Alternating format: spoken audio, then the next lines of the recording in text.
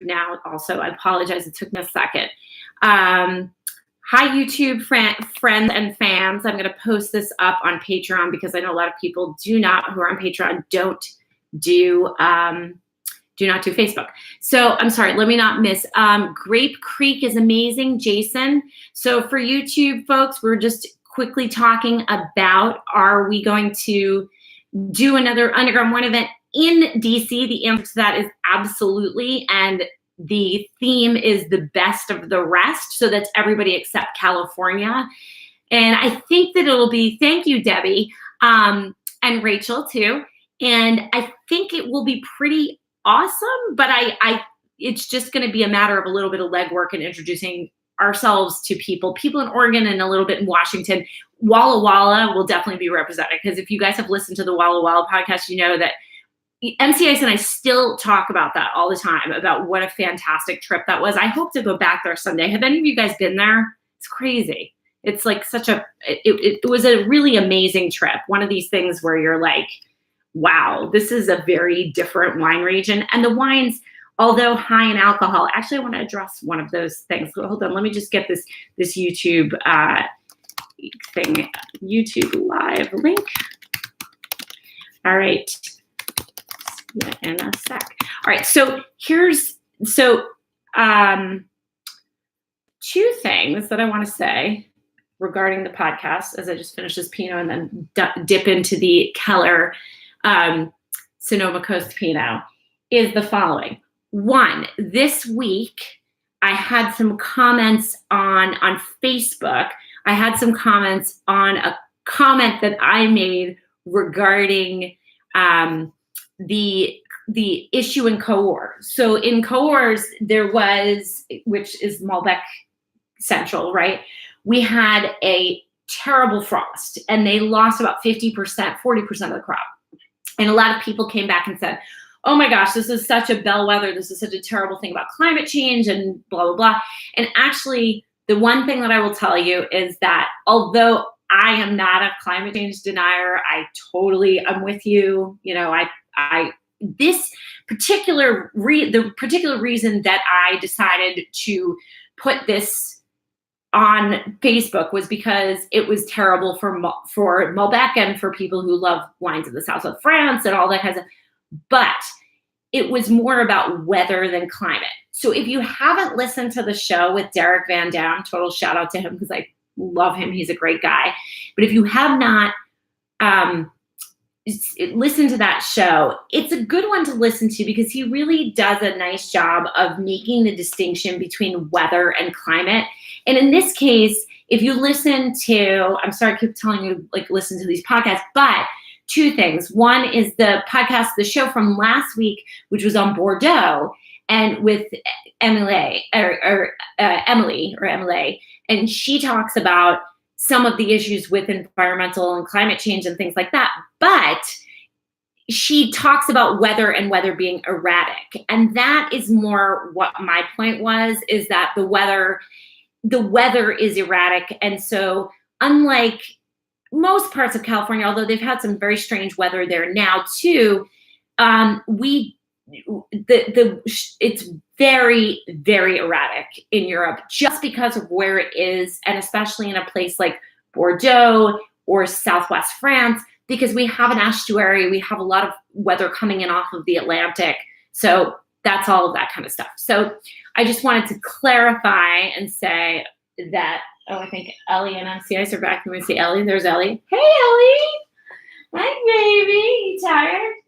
MCS, you're going to have to hide your face because there he is. That's the back of him. I had to tell him to hide his face.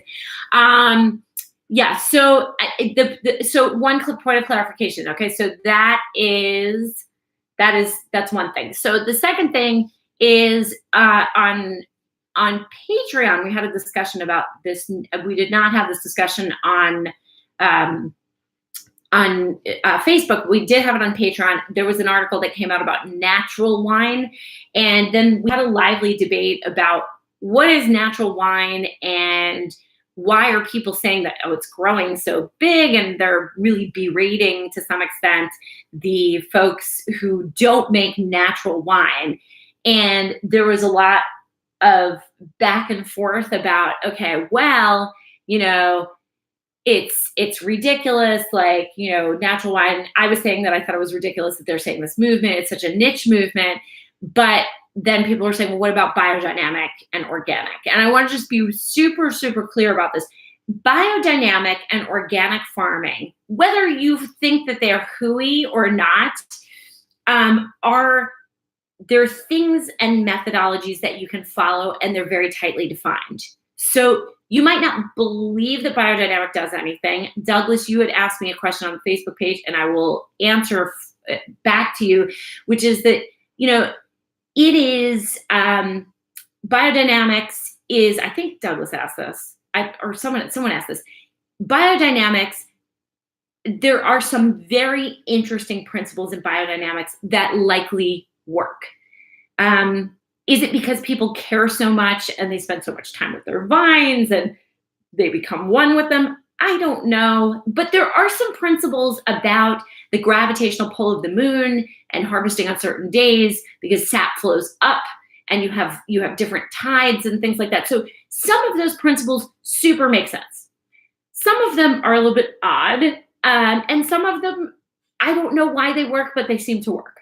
Okay. But what I want to be clear about organic and biodynamic is that they are very defined methodologies. Now, do I agree that you have to be certified to do them? No, of course I don't. But because my stance on certifications. However, you do have to understand that natural wine has no definition at all. And mostly it has to do with like wine making. Okay. So it's less about what's going on in the vineyard. Their criticism is of what's happening in the winery. Okay. So Lee, sorry, I hate the term natural wine, suggests that other wine isn't natural. Exactly, Lee. So you're just calling out my point right away. The issue is really that it's not that other wine is not natural. It's that they are using methodologies and systems that I am telling you right now that if you read the literature and see the evolution of certain practices in wine, people were trying not to get the flavors that people in natural wine get. Now, some people find that stuff pleasurable, and that's fine. It's just that I guess my point is, and I say this, you may have heard me say this before, like, why do people drink Cabernet Sauvignon even though everybody's like, oh, well, I really love like this small Monduce Noir out of Savoie. And I say it too. I do love it, but I drink more Cab than Monduce Noir. Why? Because Cab's freaking tasty and I'm human. And so human beings have there's certain flavors that we all gravitate towards. Like, we don't need consensus on it. There's just certain things about being human that taste good, and things are tasty, and that's why we drink them. So that's why people like Bordeaux, because they're tasty. If you're having really off flavors, that's generally not tasty to most people. So I guess the issue that I have is, for years and years, we were trying a lot of technologies to try to get the wines to a point where we were using earth and we were using fish bladders and animal bladders and blood and other things to clarify the wine. And now we're going back and saying, no, we don't do that anymore. But this stuff has been around for thousands of years. Oak replaced amphora because amphora, they leaked. They were heavy and difficult to clean and transport. So now we're going back to amphora. Okay, that's fine. But I mean, let's just be very clear that to say that one thing is natural and one thing is not, I don't like that. I think it's ridiculous. And I also think that the flavors can be like unpalatable and gross. So anyway, Glenn, good to see you. Sorry, I haven't tasted the wine yet. Can you assume that no dark magic has been done in the lab for organic? No, totally can't, Glenn. Totally not. All organic and biodynamic mean one thing only. That's how the grapes were grown. Okay? That's it. Straight up farming. So in all places, I mean, in order to make wine, you got to bring it into the winery. So that, hey, Amy, at one point, right? So Walter's saying, he's had a lot of lot of Cab or Bordeaux or hit or miss. Sure. You know what? Look, wine, a lot of wine is hit or miss. I'm not saying that all Bordeaux is great. There's a lot there. And actually, if you listen to the podcast this week, you will see me, Serge and I talk about, Serge Doré comes back on the show, and we talk about how there's a lot of crap Bordeaux. There can't not be. It's 1% of the world's vineyard area. But this is the problem with organic and biodynamic. Once stuff gets into the winery, you can do whatever you want with it, right? Like, do whatever you want. It's not, that is a certification on farming only. So let's just be clear about that and say that when we are talking about organic and biodynamic, it's about the farming practices. Now, most people who are farming organic and biodynamic are trying to follow certain practices in the cellar. That being said, we don't know. They're not required. I mean, except in the US, where we have these crazy, stupid laws about sulfites in wines. And then we're saying all of a sudden, okay, well, you know what? You can't preserve the wine, which again, sulfites are a naturally occurring part of fermentation. So now all of a sudden you're saying you can't use something that's already naturally occurring. Okay, fine. So some people over sulfur their wine and they use it, but it does kill microbes. So if we want longevity in the wine, you want it to be able to, I mean, you've got to do stuff to store it. So if you like beverages that if you're like a self-pressed juice person, I guess that these wines are for you. But I think that we can't, the fact that we're vilifying regular wine because natural wine is so great, it's crazy. It's crazy. And I do have to say, I have this very funny story, and I'm not going to say who it was with, but it was with two people who know way more about wine than I do, who are way more famous than I am. And we sat around a table at a very famous place in New York that basically only deals with natural wine. And we were just pretty much disgusted until they brought a Chenin Blanc that they had on the menu, but was made in a regular wine way. It was just biodynamically farmed. And then we were like, oh my God, this is awesome. And the energy at the table completely changed, and we all acknowledged it and we talked about it. But it is what it is. So, all right. So that's my spiel on natural wine.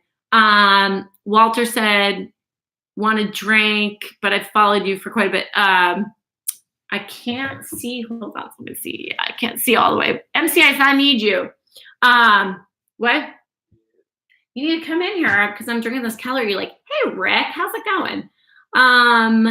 Yeah, label the ingredients. Oh, gosh. I mean, Rick, don't even get me started. If we labeled the ingredients, nobody would buy half the stuff that in the mass brands because it's gross. I mean, it is gross. And I agree. I think you decide what's natural enough for you because we're making those decisions about food every day. So we should do it about wine. It would be a hardship on small producers. That's what they say, because they'd have to get the labeling right. But I think short-term pain, long-term gain, right? So MCIs, do you want to have some of this wine? MCIs? No, he's MIA. Okay. So next we're going to talk about, so some of you, including Rick, have had, and Scott, have had this Keller Estate. Sorry, it's backwards. We'll talk about this. I did promise some of you guys on Patreon that I would tell you a really funny story, but I'm going to wait till MCIs comes, and that has nothing to do with this wine. So I love Anna Keller, and I love Keller Estate, and it's not just because they are one of our producers that participates in our events for Underground Wine events, but I cannot believe how an estate Chardonnay. What are you doing? Why are you drinking that when I have this? I didn't know what you have. You didn't offer me any. I told you that I would have that. Here, open this. What? Open our second bottle here. Come on, get to work, MCIs. He's so lazy. Come on. All right, so I opened the first one. Yeah, you opened the first one. You drank the whole thing. That's not lazy. Depends. So, I mean, look at this wine, right? It looks like it's going to be super oaky. It looks like it's going to be kind of a butter bomb. Wait, is that the one from last night? Yes, that's what I'm telling you, right? Totally. I mean, can you vouch for me on this? Yes. And so Really I haul this out because I've had it before, and MCIs is like, I hate Chardonnay. I can't drink it.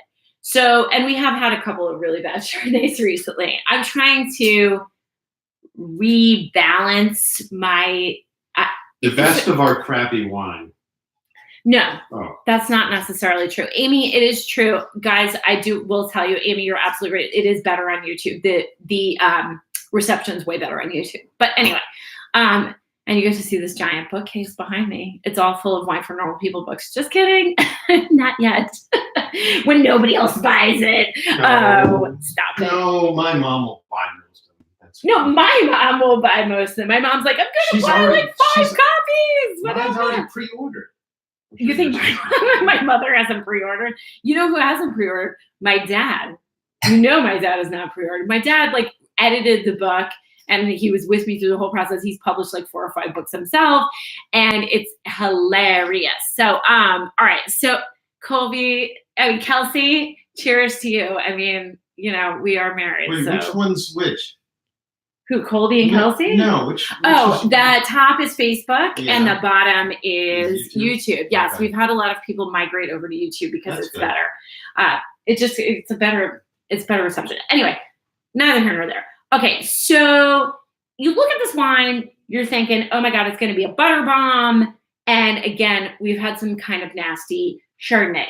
And then the magic and majesty of a single vineyard wine from Sonoma Coast comes to life here because, so super dark. Is that whatever. true of any? No, so if I get any Sonoma Coast Chardonnay, that's what did I just say? What did I just say? Vineyard, right? The vineyard, right? So you got to be careful about the vineyard. Patrons, you're about to get a great video about another Pinot experience about Sonoma Coast that we had that we were like, oh my gosh, same vineyard, same vintage. One was horrible, one was great. So anyway, and then you put the wine to your nose and you're like, oh my gosh, Claudette, how are you? Sorry. I'm really excited that you're here. I need to see you again soon. You have to come to the DC event again.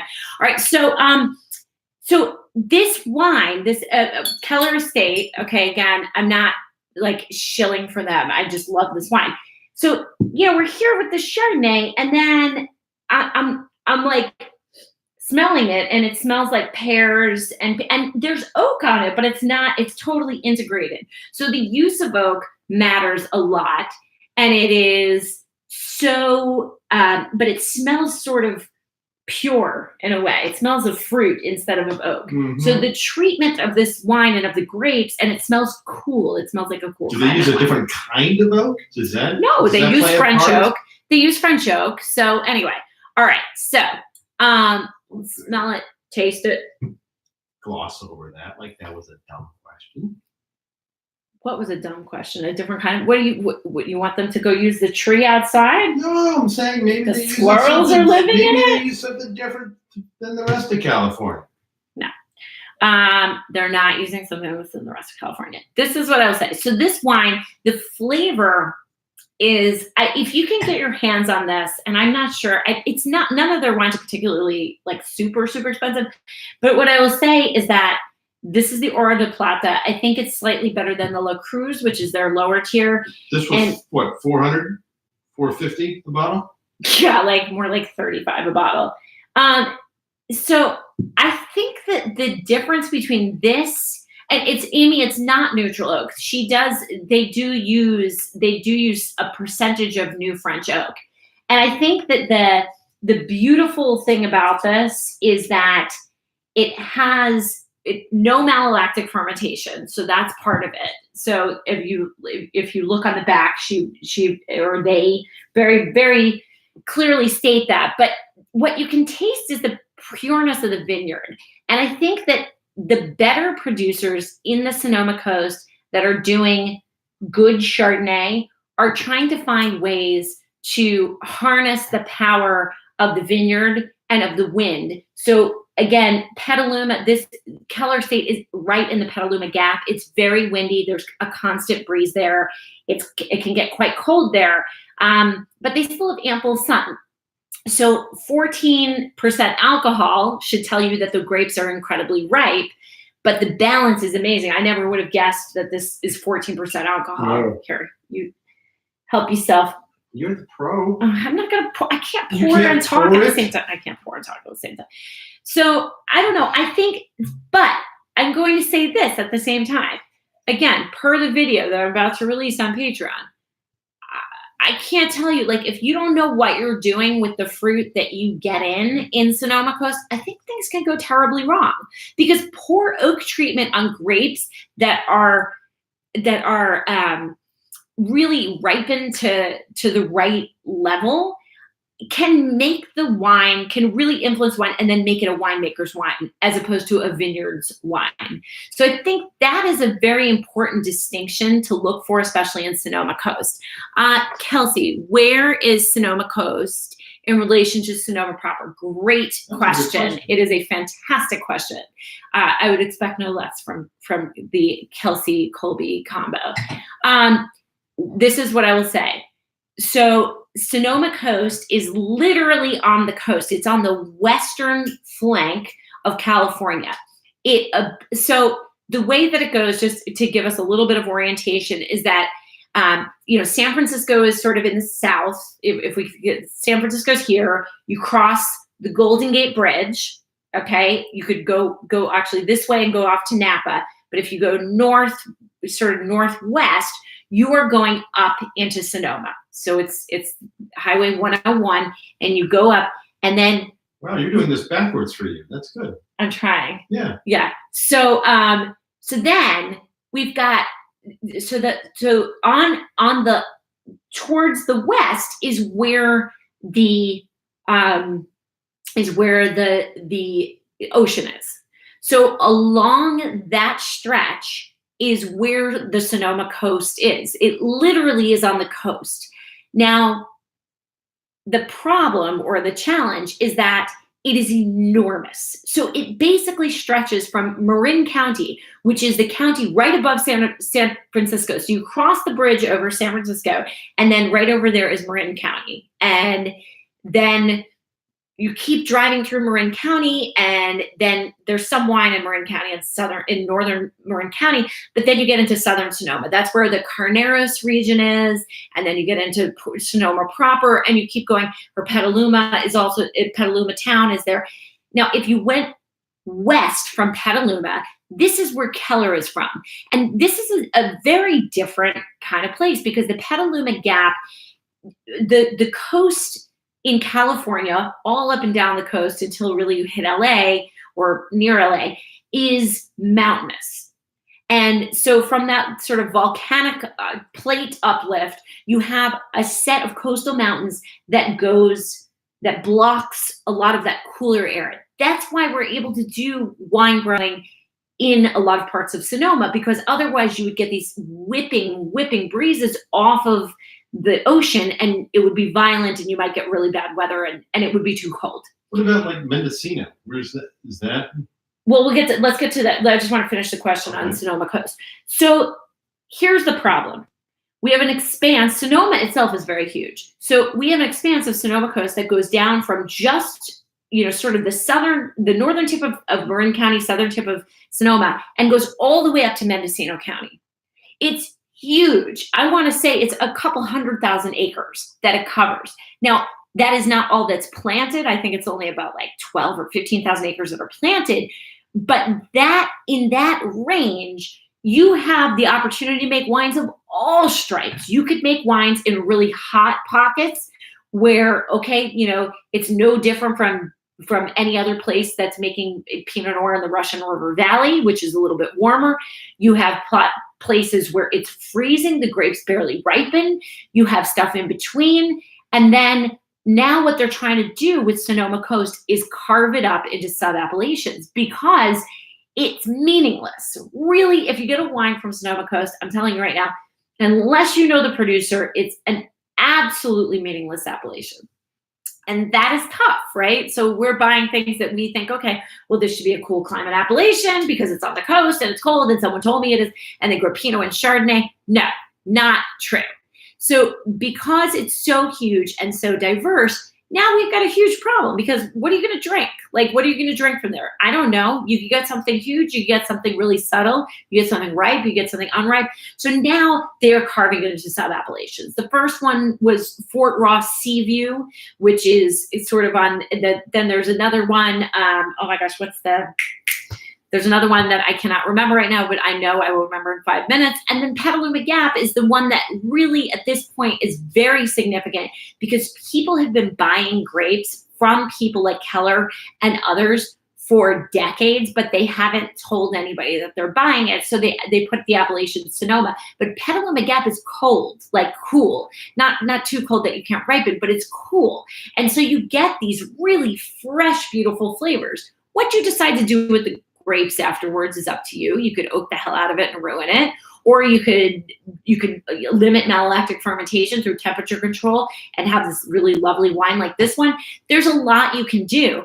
The grapes or the raw materials out of Petaluma Gap are pretty universally fantastic. So they are going to start to put that appellation on, which is great. We should see that more and more. And you're going to see more restrained Chardonnays. You've got to start looking for those sub-appellations though. Just as buying something from California or even Sonoma County is not always going to tell you a lot. Sonoma Coast is a real dice throw. And then you've got the large wineries that are happy to throw Sonoma Coast on. All you need is 75% for it to be, or 85% to put the appellation on the label. So they don't care. They'll just get grapes from all up and down Sonoma Coast, and then they can get more money for it. So it's all a money game. Douglas, while I was window shopping tonight, I saw several wines at Russian River Valley, but only a few that were Sonoma Coast. Yeah, I think that's what that says. MCS, you need to, Sonoma Valley. So Douglas, this is the interesting thing about Sonoma. Napa Valley is the same as Sonoma County. So Sonoma County is the larger area and Napa Valley is the larger area. So it's incredibly confusing. Sonoma Valley is a small valley in the southern part of the county of Sonoma. And that is sort of specific wines. Lots of Cabernet there. It's a little bit warmer. There's some Rhone varietals. But Sonoma Valley is not the same as Napa Valley. That's sort of Sonoma County appellated wines. But yeah, there aren't a ton, and it just depends on, who's doing the buying, frankly. We just don't know who's doing the buying for these wines. But I think Sonoma, I don't know what, it's so funny because I mostly get the wines that I drink from California. I usually stock up on them when I'm out there. I don't buy them locally as much. And then just because I go out there often enough so that I can do that. But I know what the most interesting thing about moving to North Carolina is when I moved from Atlanta to Raleigh, I can tell you that the relative size of the California section was cut in half.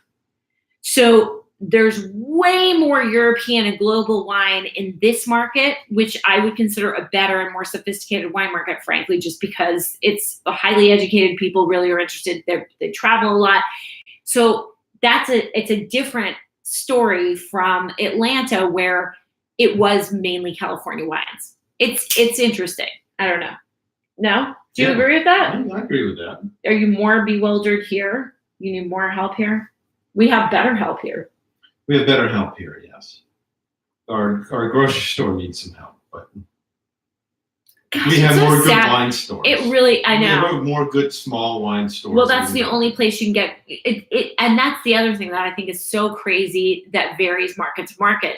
So when we were in Atlanta, one of the best places, it sounds so weird, but one of the best places to shop was this Kroger that had some special off-market deal with Kroger corporate for them to buy. Just one Kroger. It's one Kroger. They are basically like the supplier for the guy who runs Kroger in the Southeast. So they had this amazing wine section. They're essentially a wine entity unto themselves. Kroger bought Harris Teeter, which is the main grocery store in in North Carolina, but they totally, they took all the It's very juice out of it. Publix-like. It's really gross. Yeah, the most of the sections, like Publix is, yeah, it can be bad. But hey, wait, you know, my friend, But look how many small wine stores we have here that are good, just in a very small radius. I would agree with that. No, By I mean, you can comparison, go. we didn't have We had nothing. nothing. Oh my gosh, we had nothing. And the pricing was terrible too. So anyway, all right. Scott, where they're growing grapes in North Carolina. Yeah, they are growing grapes in North Carolina. I don't think why are you putting me in this position, Scott? Come on. I'll say Come it. on. I thought we were buddies. You say it. Well, I mean, the last time I had North Carolina wine was up in the mountains. But is that when your finger got bitten by the horse? No. I just told our daughter that story. Really? MCIS was petting a horse and he got bitten and had to go to the emergency room for a tetanus shot. That's amazing. Yeah. That thing could have easily bitten my finger off. I don't mean to be rude, but come on, guys. I'm shocked. All right, listen. So Muscat, it's muscadine. Colby, it's muscadine. All right, here's the deal. Is I feel pretty strongly about, well, like I feel strongly about everything, right? No, this is it's a really weird thing. Okay, what varietal? Scott, I'm going to answer you and I'm going to tell you that muscadine is the main grape. It's a native grape to this area, and it is the one that does the best. When we're talking about Vitis vinifera, the European grape variety, here's the deal. For some reason, even though for 300 years, we were not able to grow Vitis vinifera in Virginia. And let me tell you, there's all sorts of documentation about how Thomas Jefferson tried and tried for, it was 250 years ago, tried and could not do it, and just resorted to importing wine from France because he had been the ambassador to France. Everybody who has seen or listened to Hamilton obviously knows that. MCI hates Hamilton. All right, so, but I think what's happened is that just the first 10,000 times I heard it was good. I love it. Okay, but to be serious, North Carolina has some wineries in the east where it is very hot, and muscadine can grow very well there. Good. If that's what you can grow that. We also have a lot of mountains. North Carolina is incredibly mountainous.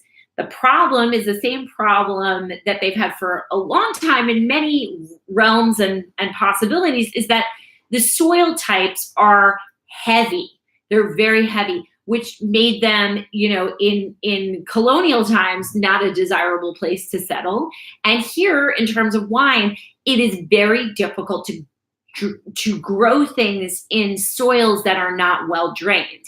Now, in Virginia, there's so much clay, and the clay is heavy, heavy clay. Georgia has the same problem. So that is very different from the situation in Virginia, for instance, where you do have in the Blue Ridge Mountains some areas where the subsoils are right for good drainage. And I think that's the issue in North Carolina, in Georgia, in other parts of the South, is that the soil types are too heavy. Now, even a grape like Merlot, which likes clay, can't grow in something that's that heavy. So what we wind up having are wines that have to be incredibly engineered. The other problem is the humidity here is crushing. Even in the mountains where there's these lovely diurnals, you're going to get really crushing humidity. That is not a good situation for most grapes, especially if you don't have good soil to grow them in. So that counterbalance is not there, and that is what I think the problem is. And do some people enjoy North Carolina wines? I am sure that they do. Do I? I have not found anything that I think is good.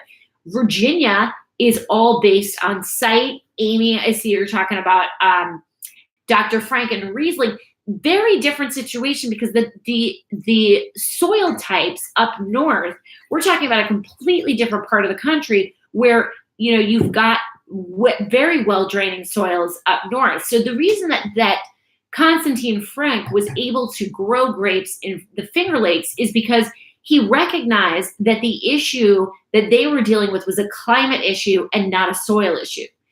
Soil is not something that you can change. Climate is something that you can't change either, but you can adapt to it by finding the right varietals.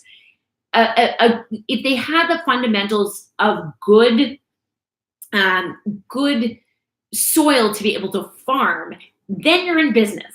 Otherwise, there's really nothing that you're going to be able to do. So I think it's okay that people like muscadine. I know it's not for me, but that's what they can do, so they should totally do it. In terms of Vitis vinifera, the grapes that we know and love, I'm just not sold on it. And I don't think that everybody can grow that. It is what it is. But you have to have free. One of the things that people do not talk about enough, probably including me, is soil drainage is one of the single most important things in producing good wine. That's why Tablas Creek, I think there's a video on YouTube about this. Tablas Creek, they are all about their limestone soils and the free drainage. We talked about, Jason, and he's coming on again. It's their 30-year anniversary, and they've been so influential in the U.S. In the Bordeaux podcast, again, this recent one, she's talking about, she says limestone soils, how well drained that stuff is. You need soils that drain. If there's clay in the soil, it's okay, but it's got to drain. It's got to drain out. You don't drain stuff off the roots, you're in big trouble. So again, it can work in some places. Long Island has this problem too. Long Island has real sandy soils, but in some areas it's not actually heavy enough. So yeah. Amy, still trying to find out about the soil in Ohio. Sorry, I got a frog in my throat. You're gonna have to take over. Where in Ohio? MCI went to school in Ohio, Amy. I don't know if you knew that. All right, so we're gonna sign off really soon because we have a how many people? 5, 8, and 9-year-old girls coming over tomorrow night for a sleepover party. So we have to get sleep tonight because tomorrow's gonna be hell. But I did promise that I would give a story when MC Ice came in. So patrons, this one's for you, and for everybody else is also for you. But okay. So should we tell the story about my PR? About what the email that I sent that made Laura crack up? Oh yeah. Yeah, you can tell that. How shall we bring this? How shall we bring this up Not my nicely? birthday dinner, right? Not your birthday dinner. What are you talking about? Stories. Your birthday dinner stories. What was your birthday dinner? No, I'm talking about, I don't even know what you're talking about. All right, listen, here's the story. So I get public relations solicitations all the time. And someone knew of me through a friend and sent me a request from the child of a very large winery. And they were trying to pitch themselves as small because, as you guys know, I really try not to have the larger producers on the show because I feel like they get a lot of publicity. They can pay for publicity. People who can't do that should be given a platform. Underground wine events. Well, if they make good wine, we should know about them, right? So I feel like that's my responsibility, is to introduce you to things that you might not know about, okay? And give voice to those people. So this particular winery sent me an email, and they were like, well, this is small, it's a small project, and they're launching in North Carolina, and really you should get on board with this. And I did a little, I was already probably going to say no, but I did some poking around, and I found out that the father who owns the larger portion of the winery was a trophy hunter of large animals, of big game hunting. Has been out with the Trump brothers, that kind of thing. And again, if you're a Trump supporter, this is more about trophy hunting. This is not about that. I don't want to get into that. I am a total animal person, as you might know from wherever Ellie is. And so do you want to tell them what I said in my email? I believe it was, no, thank you. I appreciate the correspondence. Have a lovely day. No, Something it wasn't. like that. It wasn't. I said, I don't support people who game hunt. That's what, call them out on it. Yes.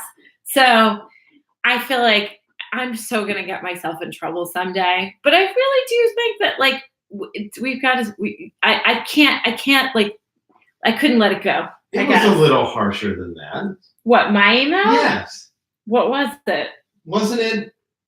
I just said I'm not interested in interviewing you, but in addition, I know you're a big winery, and I won't support any company that's led by somebody who does big game hunting. That's right. Yes, it is true. So even though I will say thank you, Claudette, I will say even though I think that I really do think that, I guess the lesson here is that I know that I'm in wine, but I still really feel like we have to still.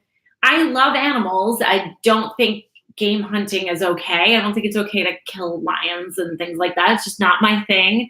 I think a lot of us are on board with that. You have no problem with cockroaches, though. No, I have no problem with you killing cockroaches. We live in the South. Cockroaches are a thing.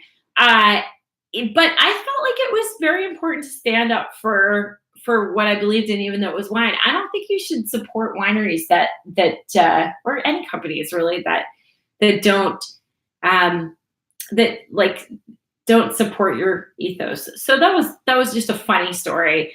So I had sent it to Laura, my partner at Underground Wine Events, because she knows this company too, and she was literally rolling on the floor. She was like, "Who does that?" Anyway, I do that. Did they ever respond? No, they never responded. But I'm not going to shrink from that. I think it's an important thing. All right. So in closing, my friends, because it is quite late on the East Coast, thank you. I can't say your name. I'm so sorry. But I hope that I'm just telling the story because I thought it was very funny. And I also am, I want you guys to know that when I make decisions about guests for the podcast, I'm really trying to get sponsorship or sponsor, right. I do want you to know that I say no a lot, and I don't want people on the show who I don't feel like fit my ethos, because I feel like I owe you. I mean, as you know, someone who's producing some stuff that you like, I owe you to get people on that are good people. And I'm not going to say that I agree with, like Christopher Snowden, who came on. He is a really interesting guy and really nice, but he does support some things I don't support. So I tried really hard to just limit the podcast. But one of the major things that he does support is making sure that we don't have false narratives about wine and health, which that's something that needs to stop. And that was a really interesting podcast. Wasn't it though? Yeah. It was, and he's incredibly well spoken. He yes. really laid out his argument well. So anyway, all right. So that is it. Emily is saying, good for you for standing up what you believe in. Thank you. Yes. I mean, same thing. I try to research all of the people that sponsor us and stuff like that too. I want, and also, like, if it's not something that either has to do with wine or has to do with leisure, or it's not a product I like because they'll show it to me. No, it's not going on. Drinking Bordeaux out of a rhino horn is just the best. Oh, God, I can't do it. I can't do it. I don't know. Maybe I'm just, my sister says, like, someday I'll get killed by somebody because I'm too principled. I'll stand up. I stand up for everybody. I'm like, no, you can't do that. Don't cut me in line. Such a New Yorker. Terrible. All right. Jason. Oh, thank you, Jason. Thank you so much. Jason, you're not related to Adam, are you? Adam Teeter? Even if you're not, you should listen to that podcast. Or Harris. Harris Teeter. No.